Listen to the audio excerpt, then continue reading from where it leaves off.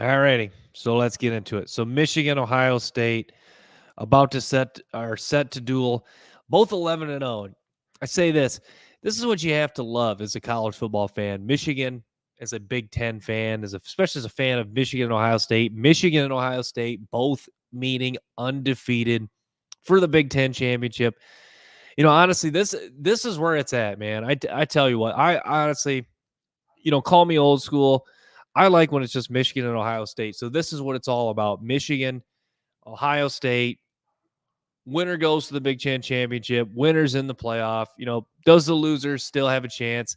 Yes, but I think this year it's going to be very hard because you got Washington, Florida State, Oregon's hanging around. Uh, Obviously, we're going down that's a different conversation. But yeah, look at Michigan. Michigan 11-0, number 3 in the country. Ohio State 11-0, number 2 team in the country. A short while ago was the number 2 team in the country. So yeah, I'll be honest. I love Michigan, Ohio State. It's my favorite game of the year. Forget the Super Bowl. Forget the college. Absolutely love the college football playoff. Love the national championship. But Michigan, Ohio State, even when years Michigan wasn't good, it's just, this is a rivalry that's just awesome. It really is an awesome, awesome rivalry. And I'm so looking forward to this game. The line open. So let's talk about the line for a minute. The line open at Michigan -5.5. Now the line's down. Well, line went down to as low as Michigan -3.5, and then now it's back up to LaCour. I was looking at ESPN. I'm not sure which betting service they use, but according, I guess here I can pull that up here. Oh crap.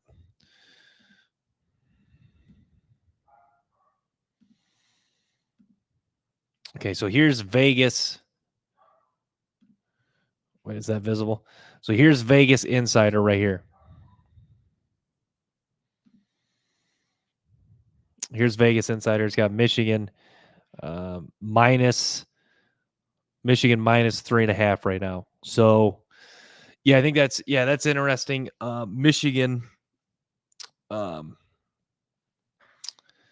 would have honestly locked in Ohio State at +5.5. I think Michigan's going to win by. I think Michigan wins by 4. I know that's a very specific score, but I think they probably win by 3 or 4 points. I think obviously could Michigan easily, could it be close and Michigan wins by 6, 7, 8? Sure, but I think that Michigan just not that you want to base analysis on a feeling, you just kind of get the feel. Lower scoring game. I can see Michigan winning a 27-23, 24-24, or 24-20 type of game, but we shall see. We certainly shall see.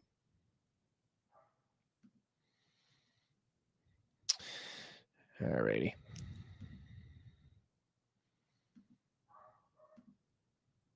I wanted to pull up this. So let's start with this. Here's Michigan's schedule this season. Here's how they fared. Yeah, here's how Michigan's fared this year. So East Carolina, UNLV, Bowling Green, Rutgers. I guess what really stands out from the early wins, I think the thumping of Minnesota really stood out. And not that Minnesota is a great team by any means, but I really thought that game might be a little bit closer. Indiana was a throttling. For some reason, I missed that game. I was at work, but yeah, Bowling Green, they didn't play their best game for sure. I think against East Carolina, the second half, they didn't look great. UNLV, pretty solid. UNLV, that was a pretty solid win. I thought they played pretty well overall. The second half was a little bit lackluster, but I mean, look at Michigan. Look at Michigan's scores. I mean, their defense. It's crazy how little points they're giving up. Like, I think that's something I guess as really stands out when you're just looking at their scores. Like Michigan, like we know that their defense has played well, but like I didn't even realize that most of the scores they're giving up are 7 points, 6 points. Michigan State shutout, Purdue 13 points. Now Maryland, Maryland gave up some points, but Maryland kind of an offense that really was a more favorable matchup for the Michigan defense, just because Tualia can get rid of the ball quickly. So I think that was a more favorable matchup. Ohio State. Let's take a look at here's Ohio State. So here's Ohio State's schedule. Obviously 11-0.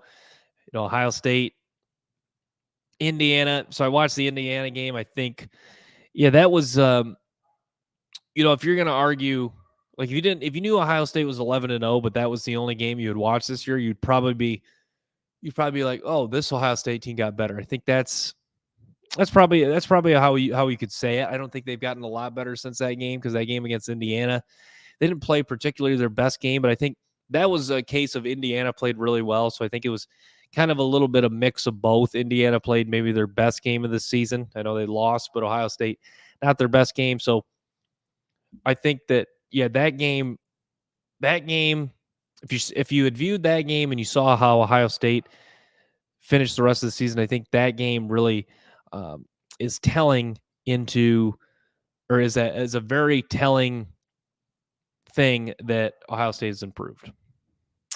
But Ohio State, it stands out. The common opponents that them and Michigan have, they've, beat them pretty handily.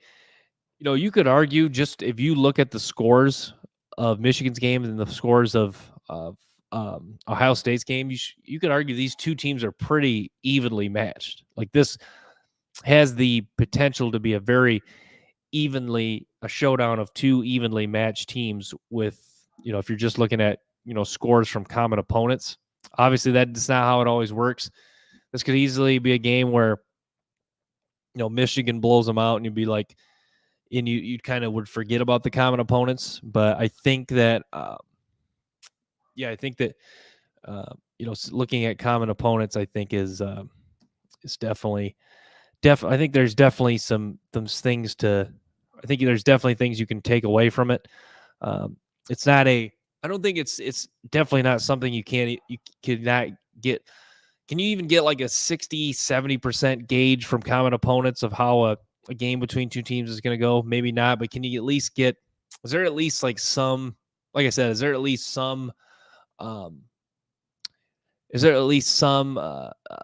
guesses, some information we can take away from it? I think absolutely.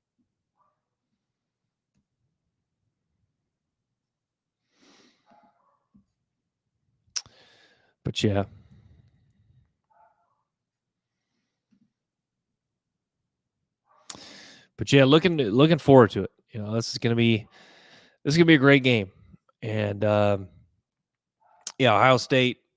Hopefully Ohio State's fully healthy.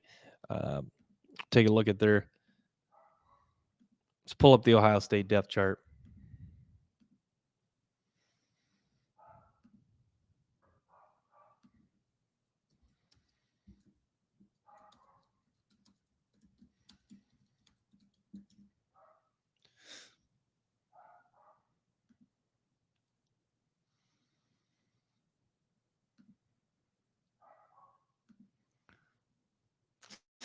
So, what stands out with Ohio State?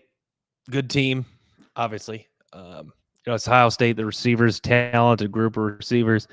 Harrison, Fleming, Ibuka. Tuimoloau, I think, is probably their most overrated player on their team. Get rid of this crap. Tuimoloau is probably the most overrated player on this team. Tommy Eichenberg, I think, is a stud at linebacker.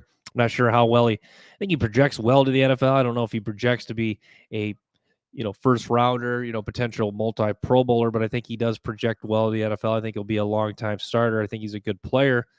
And then, Denzel Burke, good player. So, Ohio State, Jack Sawyer, good player. Ohio State, still kind of searching for true difference makers on the defensive side of the ball, even though they have recruited well and they have good defensive players. Michael Hall, I think a lot of people have really been begging him to be that guy. CJ Hicks was a big-time recruit that just, he's been a good player, but he's he was a guy that was a 5-star linebacker. I think they wanted him to really come in and compete for time immediately at linebacker. Just hasn't really come to fruition. But yeah, Travion Henderson been a lot more healthy this year and really played well. Yeah, the offensive line pretty solid, and then Marvin Harrison, when he's needed to take over, certainly has been able to take over. So let's look at Michigan.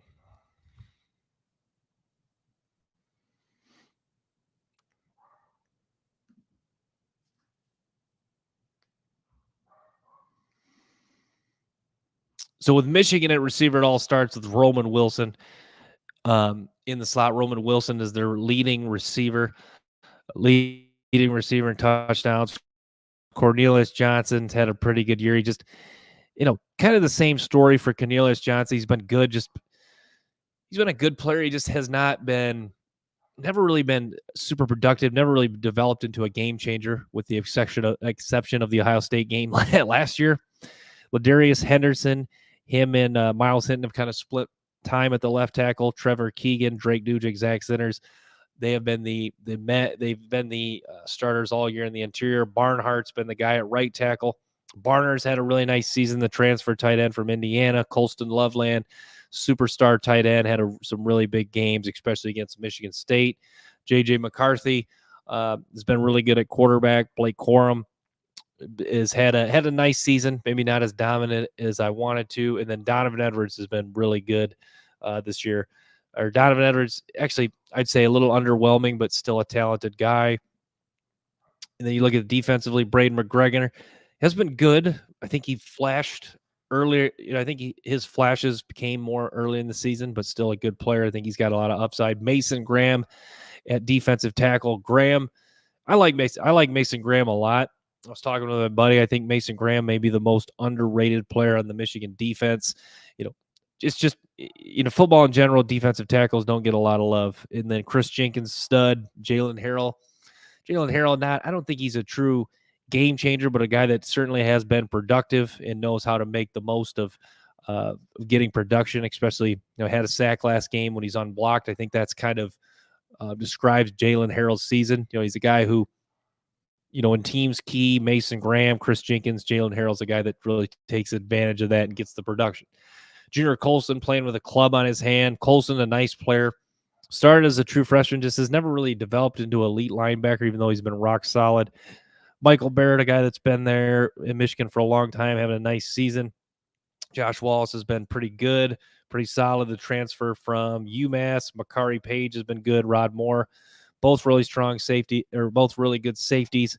Mike Sanders still one of the best nickels in the country, a really good corner. I think maybe had a little bit better season last year, but still playing well. And then Will Johnson, absolute superstar. I'll say this right now.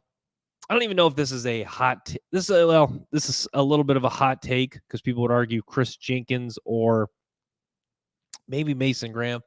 But I think a lot of people would probably argue Chris Jenkins would be. But Will Johnson, in my opinion, is the best player in the Michigan defense. I know he didn't have the best game against Maryland, but you look at Penn State, there's so many games he was tested. Even against TCU, they put him on.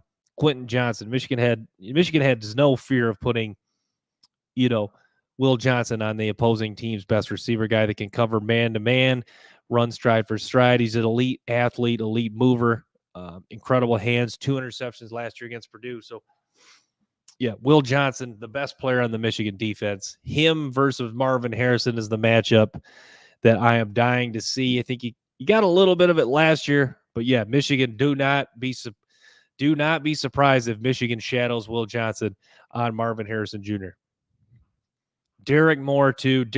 Like Michigan, this is why Michigan's so good. You look at their freaking depth. I mean, Derek Moore has been a really good player.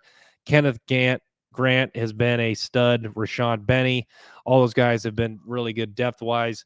Josiah Stewart has been really good, the transfer from Coastal Carolina. Hausman's been okay, hasn't really got a whole lot of snaps. And Keon Sav has stood out. But yeah, so Michigan, their depth and the defensive line has really been huge, and their ability to finally develop the defensive tackle position has been key.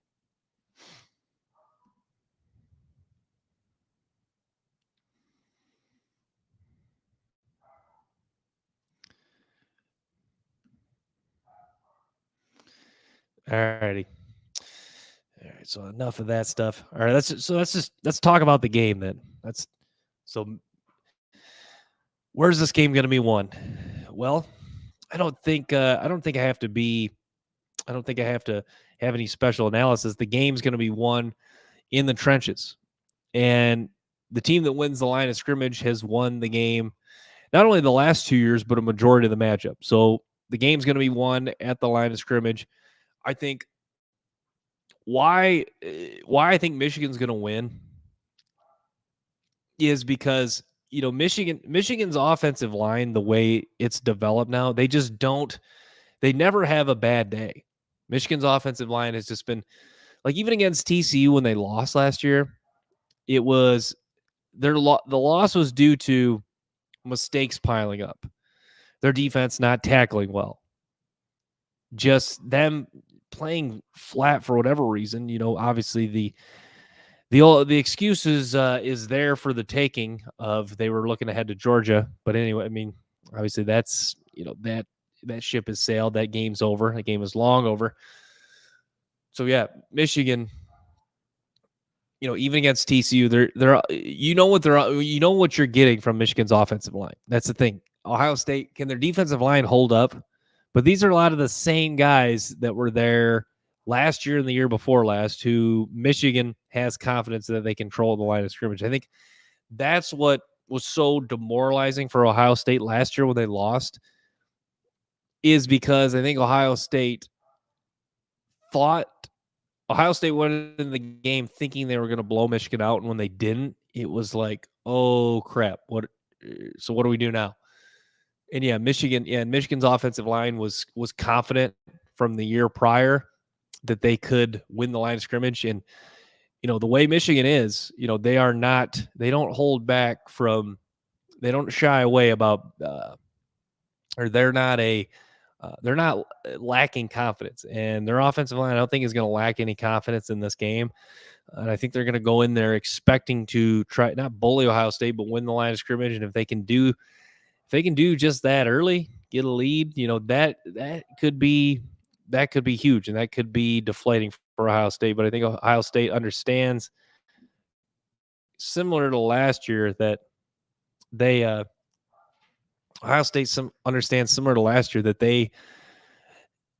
can't just go out and try to step on Michigan's throat early and get a lead, or can't just step on Michigan's throat early, get a lead, and kind of just go on cruise control. I don't think they can. That's not something they can expect in this game. But yeah, really looking forward to this matchup. This is going to be a great. Has the makings to be a great game. Back and forth scoring, lead changes.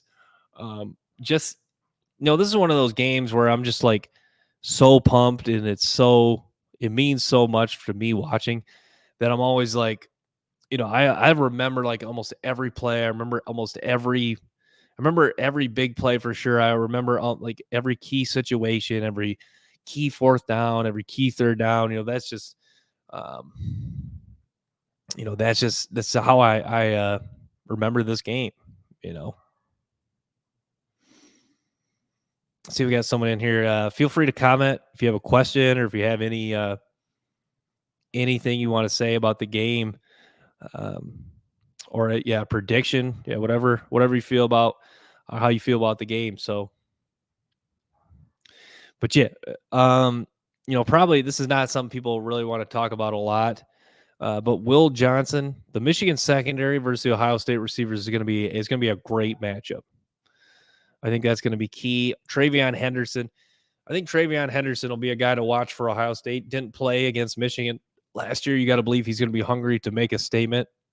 Ohio State was kind of reeling a little bit at running back last year. Mayan Williams was banged up. TreVeyon Henderson did not play. They did have their full display or full complement of receivers in Ibuka, Harrison, and Fleming. You saw Harrison have a big game. Harrison made a statement in the first half last year. But yeah, TreVeyon Henderson, I think he's definitely going to be hungry to get back and play well this year. He did play as a true freshman in 21 when they lost. He had a nice game. He ran the ball effectively. I think he had a receiving touchdown in that game. So, yeah, keep an eye on TreVeyon Henderson. He's a guy that's definitely going to be hungry after not being able to go last year. But, yeah, you got to believe for Ohio State, the key, one of their defensive players is going to have a big game, have to have a big game. You know, Eichenberg had a nice game, but Eichenberg, that's the thing. You talk about Ohio State's defense lacking some star power. Eichenberg alone isn't going to be enough him alone is not going to be enough for Ohio State to win this game. You know, they're going to need, like, Denzel Burke's probably another guy I'd look to. You know, if Denzel Burke makes some big plays, makes a cut, like an interception or two, you know, that could be huge. You know, if you remember the game in 21, Ohio State had an interception earlier in that game, and you're like, oh, crap, here we go. But, you know, you're like, oh, crap, here we go. But, yeah, so we'll pull up the Ohio State depth chart.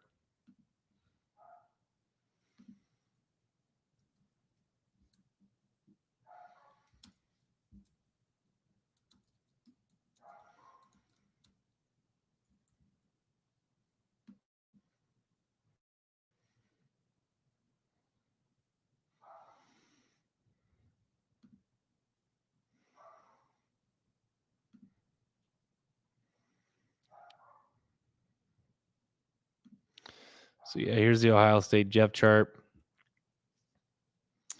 I mean, that's like a defensive. I mean, defensively, Tuimoloau, you know, why he can have a big game. He is an ultimate hustle guy. Guy does have a relentless motor. He's a terrific athlete. You know, lacking in the strength department, but a pretty good player. Sawyer, a good player. He just hasn't really shown the ability to really take over a game. Even though he's been a good player. Just is he is he a guy that Michigan fears? I think, back to my point, who on the Ohio State defense does Michigan fear? I guess you could argue Eichenberg or Denzel Burke, maybe. But I think Michigan, you know, what they're able to do last year, I don't think Eichenberg's a guy that they're really scared of. And yeah, Burke, you know, is he a guy that could go first round in the NFL draft because of his traits? Sure, but he's a guy who last year a little bit of a down year, you know, but still a, you know, a talented guy. But yeah, Michigan did not really test him too much last year. But yeah, I don't think Michigan is going to go into the game thinking, oh, we have to stay away from Denzel Burke. I think, you know, they probably won't throw at him a ton, but they probably are not going to be super scared of him either. Cade Stover, another guy too to watch in this game. Stover, a talented tight end who could go high in the draft, one of the top tight ends for next year's draft.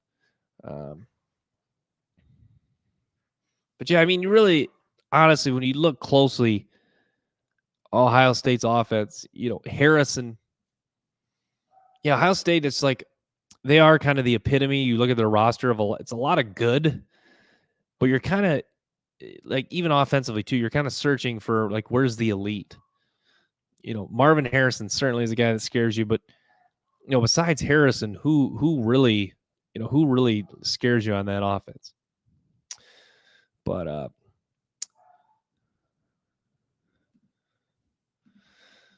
pull up the Michigan depth chart again.